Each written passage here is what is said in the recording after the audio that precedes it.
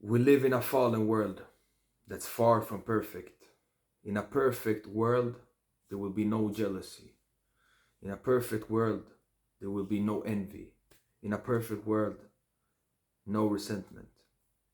But we don't live in a perfect world.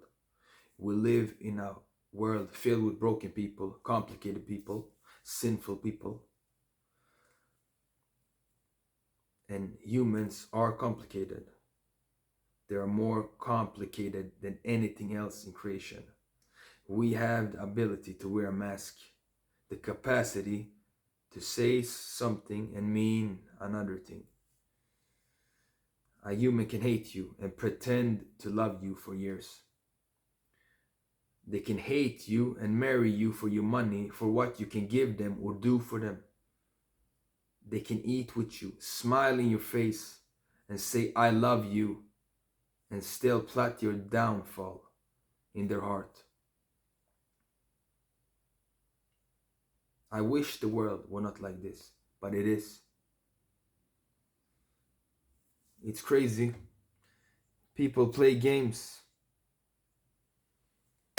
and pretend. Don't be a naive Christian that believes everyone everywhere wants the best for you and that has good intentions. Some people's intentions are evil and bad, and that's the truth about the world. We must not be naive. Have wisdom. Guard your mouth, your heart. Keep it to yourself. Be led by the Holy Spirit and keep things private. The story of Joseph, Genesis 37. He was a young man favored by his father Jacob. He had a coat, many colors, of his father's favor. His brothers had jealousy towards him. Joseph had prophetic dreams from God that revealed that he will one day be exalted. And he shared his dreams openly to his brothers. Twice. Genesis 37. Joseph had a dream and he told it to his brothers, and they hated him even more. So he said to them, please hear this dream that I have dreamed. Binding sheaves in the field, behold, my sheaf arose and also stood upright, and indeed they stood all around and bowed down. Shall you indeed reign over us, or shall you have dominion over us? So they hated him even more for his dreams, for his words. People are gonna hate you for your words, for your dreams, even more. He told the dreams. People don't want to hear your dreams. Not everybody will rejoice in your future, handle your dreams when God begins to lift you up. In fact, some people are secretly hoping you never rise. The more Joseph spoke, the more he was hated. Eventually, that hate grew into betrayal. Genesis chapter 37. Now, when they saw him afar off, even he came near them, they conspired against to kill him. Then they said to one another, look, this dreamer is coming. Let us now kill him and cast him into a pit, and we shall say, some wild beast has devoured him. What become of his dreams? Their jealousy turned into a dangerous plot, a violent conspiracy, and all Joseph did was sharing the truth. He shared what God has shown him. Truth is not enough. Even if what you saying is truth, even if what you saying is from God, it's not meant for everyone to hear. There is a danger speaking too soon the truth. It's a danger speaking truth freely. Words can build and destroy. Sometimes what you say can plant a seed of envy, jealousy. We often think that people will be happy for us, but that's not the case. Joseph found out the hard way. A time to tear, and a time to mend, a time to be silent, and a time to speak, a time to eat, a time to sleep. Wisdom. You don't need to say everything you know. Know when to open your mouth and when to keep it closed. A story about betrayal. Don't share too much with the wrong people. Words can provoke jealousy. Silence is the wisest path. People can hate you without a reason. You don't need to do them wrong. You don't have to offend them. You don't have to lie. You don't have to cheat, steal. Just being favored by God can make someone hate you. Just having peace can irritate someone else. Just walking in integrity can provoke someone else's bitterness. That's reality of the whole world we live in. Look at Cain and Abel. Brother against brother. Cain talked with Abel, his brother. Cain rose up against his brother and killed him. Cain killed Abel because Abel did the right thing. Abel didn't steal. Abel didn't provoke him. He gave an offering that pleased God, and Cain hated it for him. Some people will despise you because you're doing what's right. That your righteousness can stir hatred in the rights of others. And your success and your breakthrough and your divine favor, if doing good can provoke hatred, imagine what pronouncing your dreams can do. So wisdom must guide your words, because your mouth can become your enemy or your friend. Your openness can get attacked. Not everybody can be trusted with holy things. You don't have to post everything on social media.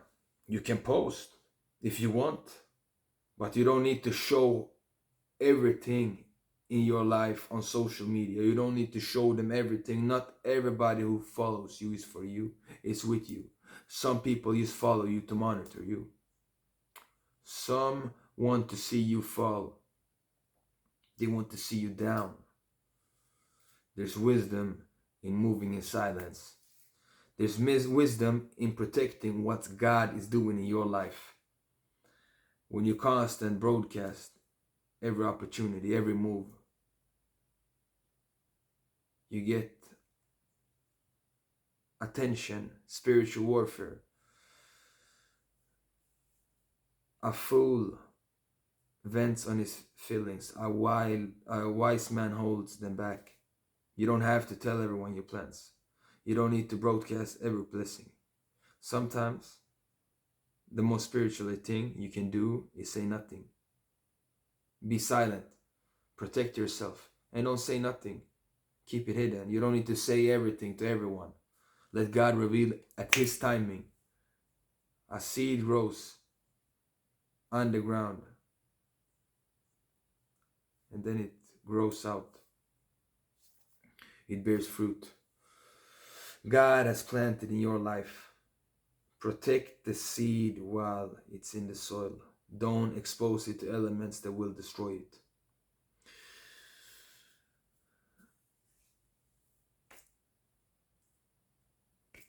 People can be envious and jealous of you, what you got going on, of how you are, what you do, what you say. People can attack you for it.